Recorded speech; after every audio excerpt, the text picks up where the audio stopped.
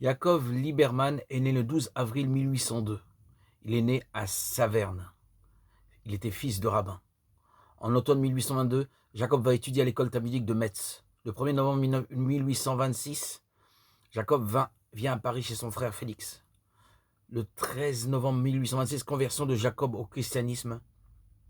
Et le 24 décembre 1826, Jacob devient François et il est baptisé. L'union à Dieu, Lieberman en parle souvent, mais surtout, il l'a vécu. L'âme est unie à Dieu de deux manières, par l'union pratique et par l'union contemplative.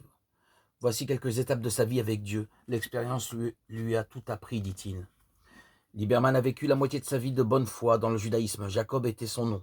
De cette période, un seul document a été conservé, une lettre du 6 janvier 1826 à son frère le docteur Samson Shimshon Lieberman, chrétien depuis peu. Jacob se prépare à devenir rabbin à l'école rabbinique de Metz pour succéder à son père, Lazare, rabbin estimé de Saverne. Jacob passe par une crise religieuse résumée dans cette confidence à son frère. Nous disons que Dieu avait choisi le peuple d'Israël pour leur donner ses lois sacrées. Qu'on m'explique donc ce choix? Ce serait-il par injure de Dieu de choisir un seul peuple au-dessus de toute la terre pour l'éclairer, lui donner les principes de la vraie religion et de laisser croupir tous les autres dans l'ignorance et l'idolâtrie? Le style est malhabile. Lieberman étudie le français chez son père. On ne parle que yiddish. Mais cette confidence est le portrait de Lieberman, caractère énergique qui aurait pu être violent.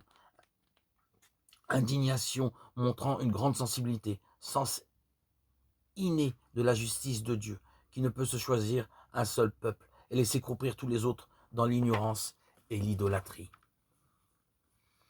Quelques jours plus tard, il est à Paris, il réfléchit au christianisme et on lui a prêté des livres de théologie qui ne lui disent rien. Le 13 novembre 1826, c'est son chemin de Damas. Il l'a confié à un ami intime. C'est alors que ne me souvenant du Dieu de mes pères, je me jetai à genoux et je conjurai de m'éclairer sur la véritable religion. Je le priais si la croyance des chrétiens était vraie, de me le faire connaître, et si elle était fausse, de m'en éloigner tout aussitôt. Le Seigneur, qui est près de ceux qui l'invoquent du fond de leur cœur, exauça ma prière. Tout aussitôt, je fus éclairé, je vis la vérité. La foi pénétra mon esprit et mon cœur. Toute sa vie, Lieberman se souviendra de cette irruption de la grâce comparable à celle de saint Paul sur le chemin de Damas. Par expérience, il sait que ce ne sont pas les livres ni les conseils des amis qui l'ont conduit à Jésus-Christ, mais une action directe de Dieu dans son cœur. Il a été baptisé en 1826.